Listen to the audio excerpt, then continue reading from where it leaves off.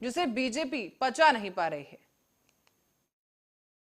और देश में जो दंगाई उन्मादी षड्यंत्रकारी और विघटनकारी हैं वो हमें दुश्मन समझते हैं और हम लोग अपने नीति और सिद्धांत पर टिके हुए हैं। भारत 130 करोड़ जनता का है। एक बड़ी आबादी को विवश, अनाथ और झुग्गी झोपड़ियों में सड़क के किनारे गुजारा करके जो सदियों से चले आ रहे हैं, उनकी कोई आवाज़ भूले देगा कि नहीं देगा? आदरणीय लालू प्रसाद जी ने एक ही गलती की और चाहे उसके लिए जितना हम लोग को परिणाम भुगतना पड़े, हम लोग तैयार हैं। हम कमज़ोरों को और गरीबों को छोड़ नहीं सकते किसी हालात में। मैं जानता हूँ कि भारत का 130 करोड़ आबादी और जो भी उस समय आबादी रही हो आज़ाद भारत में, जनता ने जो अपने लिए संविधान बनाया और अपने लिए समर्पित किया, उस पर जनता टिकी हुई है। और एक नेता लालू प्रसाद और राष्ट्रीय जनता दल उस समाजवादियों की जमात है जो कभी डरता नहीं है। कहाँ कभी लड़े? जितने भी षड्यंत्रकारी थे डॉक्टर राम मनोहर लोहिया से, नारायण जी का तो पैर मार के तोड़ दिया, कर्पूरी ठाकुर का हाथ मार के तोड़ दिया। कौन नहीं समाजवादी इस देश में पीटा गया? लेकिन केवल उस डंडे को दशा बदल गई है।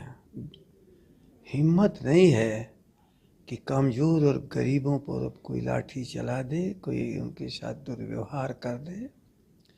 इतना ही तो कहते हैं लालू प्रसाद जी कि देश के लोगों मिलजुल करके रहो। कितनी बड़ी बात वो आदमी कहता है कि जब इंसान ही नहीं रहेगा तो मंदिर में घंटा कौन बजाएगा और मस्जिद में आजान कौन देगा? इंसान पहले है। लेकिन यहाँ पर लोग हैवान बन करके इस देश को बर्बाद करते हुए सदियों से लोगों को जब एक सही दिशा में लालू प्रसाद जी खड़े हो गए तो उन पर डंडा चलाने की हिम्मत नहीं पड़ी। लेकिन इन लोगों ने दूसरे डंडे को चलाने का प्रयास किया।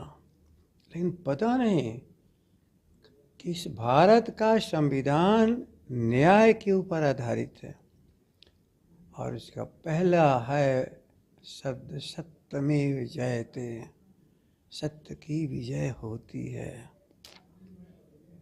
भरोसा था हम लोग को न्यायपालिका पर।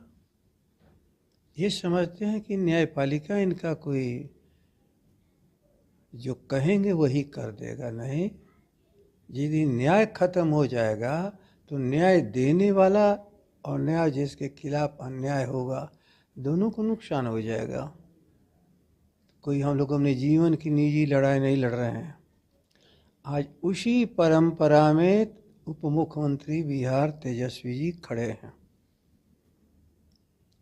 अब उनको वो हो जाएगा, ये हो जाएगा, वो हो जाएगा, डिमोलाइज कर रहा है।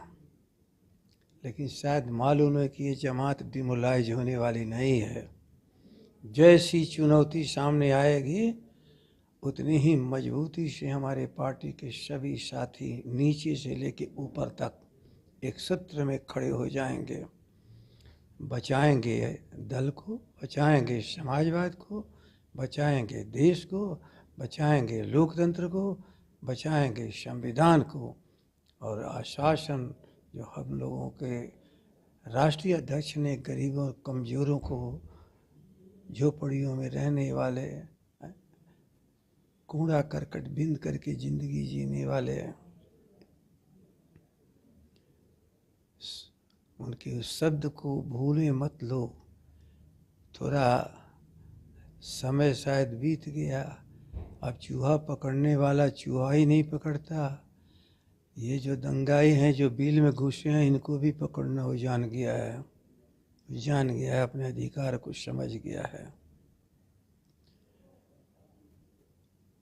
आज ले दे कर करके जो सामने न्याय मिला है और भरोसा हुआ है या बिहार की जनता, देश की जनता को, कि हमारे वाले लड़ने के लिए भी लोग मौजूद हैं और हर खतरे को मोल लेने वाले भी मौजूद हैं, और न्यायपालिका पर भरोसा जो हमारे समाजवादियों की है वो थोड़ा और पुख्ता हुआ।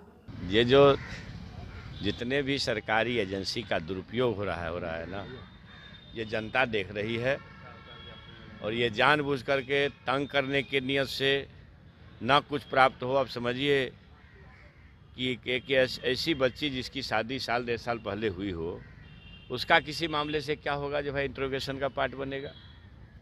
इसलिए ये समझ लीजिए कि जो नफरत वाले लोग हैं, इस देश में दहशत पैदा करके, डरा करके जो शासन चलाना चाहते हैं, उसी का यह नमूना है। यह चलने वाला नहीं। शिक्षा मंत्री अच्छा, हमने घोटाला किया तो पाया क्या क्या, ये तो देखते हैं ना, देश की जनता भी देख रही है ना, कि अगर मान लीजिए हमने घोटाला किया, तभी तो दामाद, ससुर, समधी सब पर आप छापामारी कर रहे हैं। मिला क्या क्या, क्या क्या मिला? हजारों करोड़ के ड्रग्स मिले क्या किसी मित्र के एयरपोर्ट पर?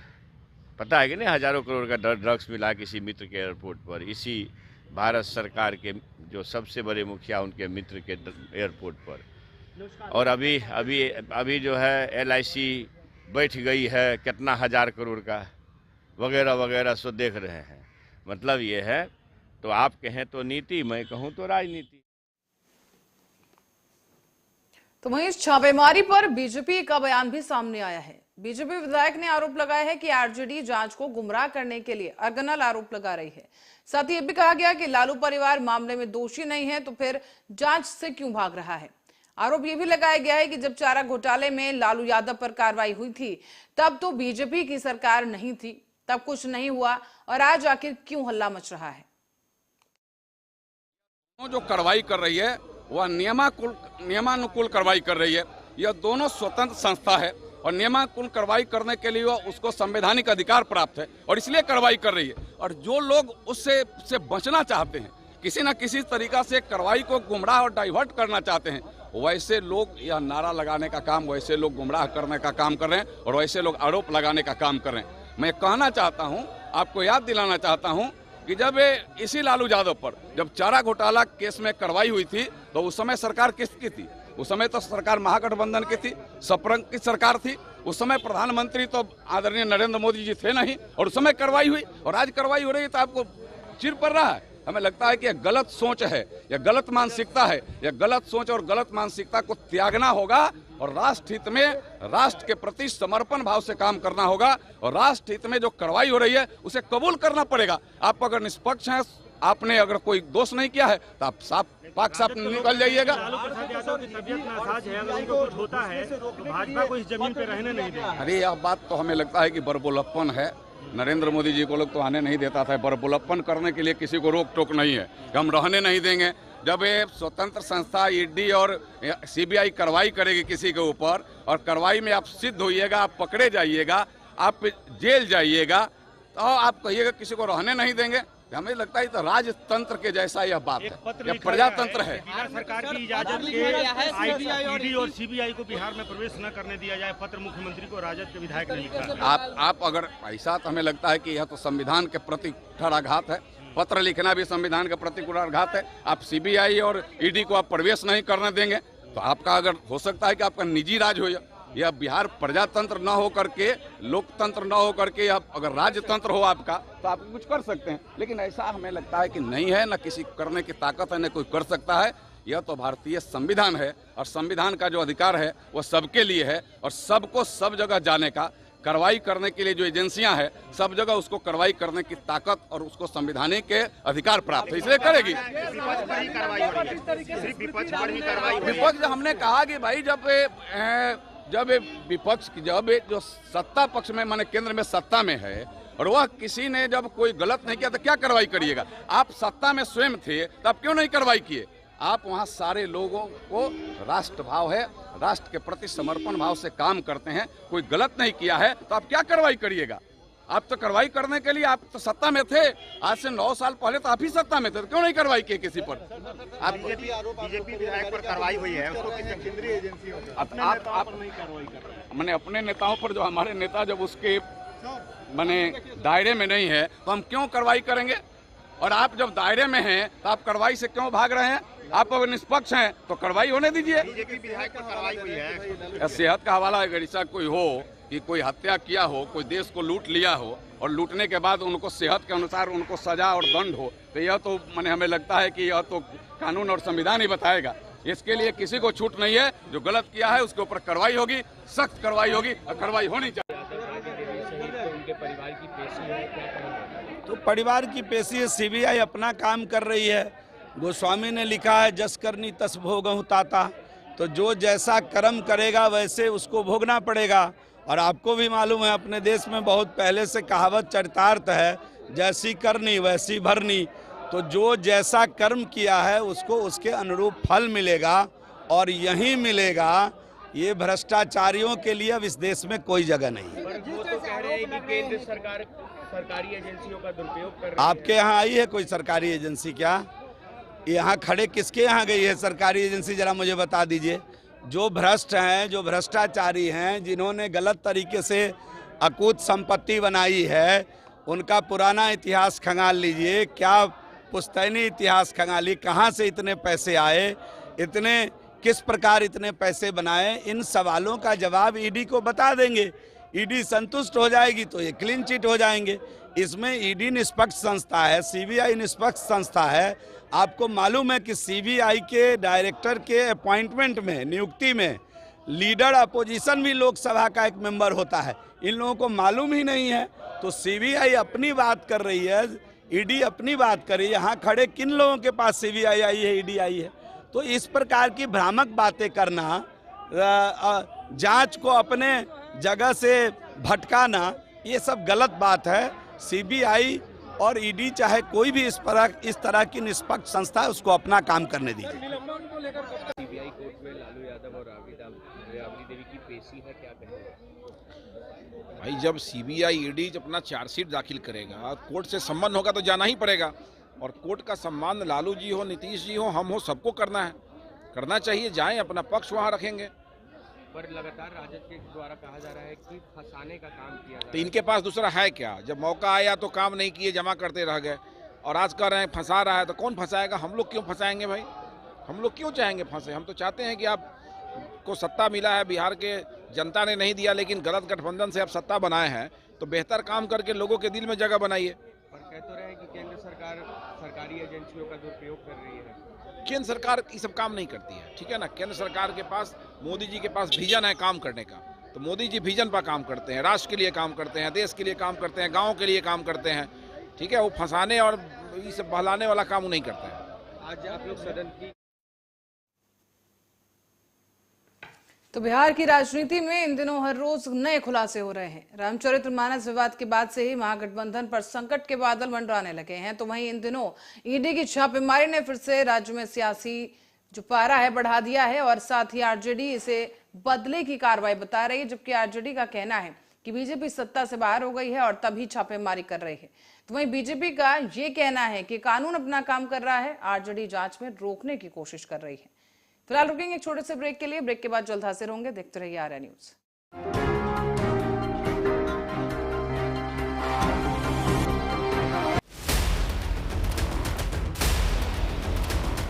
चेहरे जिनसे तय होते हैं समाज के सरोकार,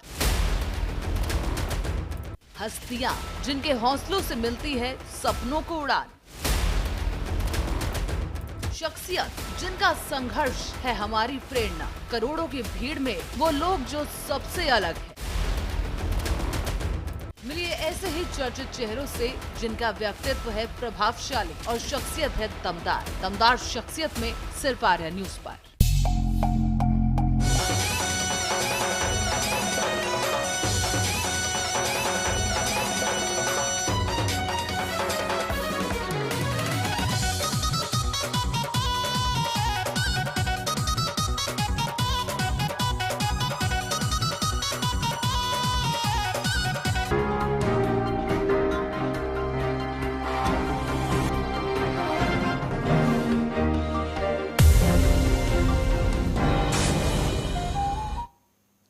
ब्रेक के बाद फिर एक बार आपका स्वागत है। आरएन न्यूज देख रहे हैं आप और अब चलेंगे स्पेशल रिपोर्ट की ओर और रुक करेंगे मध्य प्रदेश और छत्तीसगढ़ का। यहाँ आपको बता दें कि प्रधानमंत्री आवास योजना को लेकर मचे घमासान पर मुख्यमंत्री भूपेश बघेल ने भारतीय जनता पार्टी पर जमकर निशाना साध दिया है। साथ ही उन्होंने बीजेपी पर पलटवार करते हुए कहा है कि ये झूठ बोलने वाले लोग हैं और पीएम आवास पर बीजेपी घड़ियाली आंसू बहा रही है। साथ ही सीएम ने यह भी कहा कि भारतीय जनता पार्टी कांग्रेस के विकास से घबरा गई है और बेवजह का धरना प्रदर्शन कर रही है। जनता को गुमराह करने की कोशिश भारतीय जनता पार्टी की तरफ से हो रही है। भारतीय जनता पार्टी के पास अब कोई मुद्दा रहा नहीं, न किसानों का, न मजदूरों का, न नौजवानों का, न गरीबों का। सबके लिए हमारी सरकार ने योजना बनाई है। और अभी जिस प्रकार से ये लोग विधानसभा घेराव कर रहे हैं, मेरा उनसे 2-3 सवाल है कि जो सर्वे सूची है उसमें 18 लाख के आंकड़े बताए थे जब उसकी सरकार थी, 11 लाख स्वीकृत हो गए। तो सवाल इस बात का है कि 16 लाख के आंकड़े कहां से आ गए बचे हुए? 18 लाख में से 11 लाख स्वीकृत हो गए तो बचे तो 7 लाख। लेकिन अब वो कहते हैं 16 लाख है, कोई कहता है 7 लाख है, कोई कहता है 10 लाख, कोई 12 लाख। मैंने तो कल विधानसभा में कहा कि सारे सूची जितने फॉर्म भरवाए मुझे दे दीजिए, मैं इसको वेरिफिकेशन करवाऊंगा। लेकिन मैं भारतीय जनता पार्टी के साथियों से 2-3 सवाल करना चाहता हूं। भारत सरकार जनगणना नहीं करा रही है तो हम सर्वे करा रहे हैं, इससे वो सहमत है कि नहीं? हितग्राहियों के सर्वे होना चाहिए कि नहीं होना चाहिए? और क्या नए जब सर्वे कराएंगे नए हितग्राही आएंगे उसको मिलना चाहिए कि नहीं मिलना चाहिए? क्योंकि ब्रिजमोहन जी, अजय जी कह रहे थे जनगणना के हिसाब से हो सकता है, राज्य सरकार नहीं करा सकती। तो 2012 साल से आपने जनगणना नहीं कराया, तो जो नए हितग्राही हैं उसको इसका लाभ मिलना चाहिए कि नहीं मिलना चाहिए? ये दूसरा सवाल है। ये दो सवालों का वो जवाब दे दे। हमारे जो हम सर्वे करा रहे हैं उससे सहमत है कि नहीं, उसे समर्थन करते हैं कि नहीं करते हैं? क्योंकि उन गरीबों को भी मकान मिलना चाहिए। हमने विधानसभा में राज्यपाल के कृतज्ञता भाषण में मैंने घोषणा की है कि जो भी पात्र हितग्राही पाए जाएंगे उसको क्रमबद्ध ढंग से उसको आवास दिया जाएगा। तो भारतीय जनता पार्टी से सहमत है कि नहीं है, ये स्पष्ट करें। गोधन न्याय योजना में अभी तक के 215 करोड़ राशि का वितरण किया जा चुका है। जब से ये गोधन न्याय योजना शुरुआत हम लोगों ने की है, और लगभग 400 करोड़ के राशि गौपालकों को, गोबर विक्रेताओं को और एसएचजी ग्रुप को, गौठान समितियों को जा चुका है। प्राकृतिक पेड़ भी अब 41,000 लीटर से अधिक हम निर्माण कर चुके हैं। उसमें 26,000 लीटर प्राकृतिक पेड़ का विक्रय भी किया जा चुका है। गौमूत्र का भी उसी प्रकार से खरीदी और विक्रय भी किया जा चुका है, जिसमें 32 लाख की राशि का लाभ हमारे एसएचजी ग्रुप को हुआ है। जगदलपुर के डोंगा घाट में बिजली उत्पादन का काम गोबर से किया जा रहा है। वो भी प्रतिदिन 20 यूनिट बिजली उत्पादन वो कर रहे हैं और 9 रुपया प्रति यूनिट उसका रेट तय किया गया है। मतलब प्रतिदिन 180 रुपया मिलेगा उनको 20 यूनिट में बिजली का अतिरिक्त मिलेगा। तो इस प्रकार से बिजली उत्पादन के साथ साथ जो वर्मी कंपोस्ट बनेगा वो तो बनेगा ही, ये अतिरिक्त होगा। ये अतिरिक्त राशि प्राकृतिक पेड़ से भी और बिजली उत्पादन से, तो एक नया आयाम इसमें और जुड़ा है और जिसका लाभ हमारे हितग्राहियों को होगा और जो एसएचजी ग्रुप है, गौठान समिति, उसको होगा। इसके अलावा उसके पास कोई काम नहीं है, केवल भ्रम फैला रही है। धान खरीदी हम करते हैं, हमारी सरकार कर रही है, पैसे का भुगतान हम कर रहे हैं, लेकिन वो कहते हैं कि नहीं, केंद्र सरकार कर रही है। कल विधानसभा में धर्मलाल कौशिक जी बोल रहे थे। तो ये भ्रम फैलाने का काम लगातार भारतीय जनता पार्टी कर रही है। तो ये स्थिति है। तो इसमें मैं तो स्पष्ट करना चाहूंगा कि जो हम सर्वे करा रहे हैं, भारतीय जनता पार्टी से समर्थन करती है कि नहीं करती है। दूसरी बात है वो सूची कब देंगे, वो जो मिस्ड कॉल किए हैं, जो फॉर्म भरवाए हैं, वो सूची कब देंगे, और सर्वे होना चाहिए कि नहीं होना चाहिए, आवास का, शौचालय का। तो वहीं भूपेश बघेल के खिलाफ बीजेपी ने भी हल्ला बोल कर दिया है। राजधानी रायपुर में बीजेपी ने जोरदार प्रदर्शन किया और प्रदर्शन में शामिल होते हुए रमन सिंह ने भूपेश सरकार पर हमला बोलते हुए कहा है कि कांग्रेस सरकार में राज्य को गर्त में पहुंचा दिया है। साथ ही यह भी आरोप लगाया गया कि भूपेश बघेल ने जो वादे किए थे उसमें एक भी वादा पूरा नहीं किया गया है और उन्हें नैतिकता के आधार पर इस्तीफा दे देना चाहिए। गरीबों के 8 लाख आवास नहीं बनाए जा सके और 8 लाख आवास नहीं बनाए जाने की वजह से दुखी होकर उन्होंने कहा है कि मैं पंचायत ग्रामीण विभाग से इस्तीफा देता हूं। ये सरकार का मंत्री का पत्र है। ये 3 पत्र से मालूम हो सकता है कि भूपेश कितना बड़ा लफड़ा बोलने वाला है। लबारी बोला, गरीबों के साथ, नवयुवकों के साथ 2,500 रुपया बेरोजगारी भत्ता देने की बात करने वाला भूपेश बघेल, पूरी शराबबंदी की बात करने वाला भूपेश बघेल आज कर क्या रहा है? छत्तीसगढ़ में लूट, डकैती, भ्रष्टाचार, बलात्कार का राज फैला हुआ है। चारों तरफ लूट है। याद कर ले, देश में 55-60 साल कांग्रेस पार्टी के सरकार रही से और प्रधानमंत्री तोर पार्टी के रही से पार्टी के प्राथमिकता में कबू गांव गरीब किसान नहीं रहे, कबू गांव गरीब की चिंता नहीं होए। गरीबी हटाओ के नारा देके देश में कई साल राज करीन, लेकिन गरीब की चिंता कबू नहीं करीन। ये कांग्रेस के इतिहास से गांव गरीब की चिंता कोई करीन तो भारतीय जनता पार्टी, और देश में जब प्रधानमंत्री अटल बिहारी वाजपेयी तब गांव गरीब और किसान के चिंता करके काम करे के शुरुआत हुई।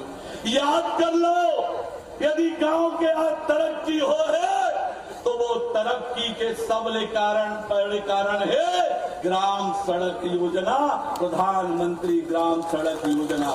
यदि आज गांव में डामर के सड़क दिखे तो वो देने वाला कोई और नहीं है, भारतीय जनता पार्टी है और अटल बिहारी वाजपेयी जी है। यदि किसान ला क्रेडिट कार्ड के शुरुआत हुई, कृषि ऋण में यदि ब्याज कम करे के काम हो तो ये करने वाला कोई और नहीं है, भारतीय जनता पार्टी और अटल बिहारी वाजपेयी जी करने वाला है। जब देश के प्रधानमंत्री बनी एक गरीब महतारी के बेटा भारतीय जनता पार्टी के नेता नरेंद्र मोदी जी जब देश के प्रधानमंत्री बने तब गांव गरीब और किसान के योजना बना। और जैसे जैसे चुनाव नजदीक आ रहे हैं, राज्य में सियासत तेज होती जा रही है। बता दें कि राज्य में मुख्य मुकाबला बीजेपी और कांग्रेस के बीच है। जहां कांग्रेस के पास राज्य में भूपेश बघेल जैसा बड़ा चेहरा है, तो वहीं बीजेपी गुटबाजी से इस वक्त जूझ रही है। अब देखने वाली बात यह होगी कि इस बार जनता आखिर किसे चुनती है और किसे सत्ता की चाबी देती है। स्पेशल रिपोर्ट में आज के लिए इतना ही। बने रहे हमारे साथ, देखते रहे आर्या न्यूज।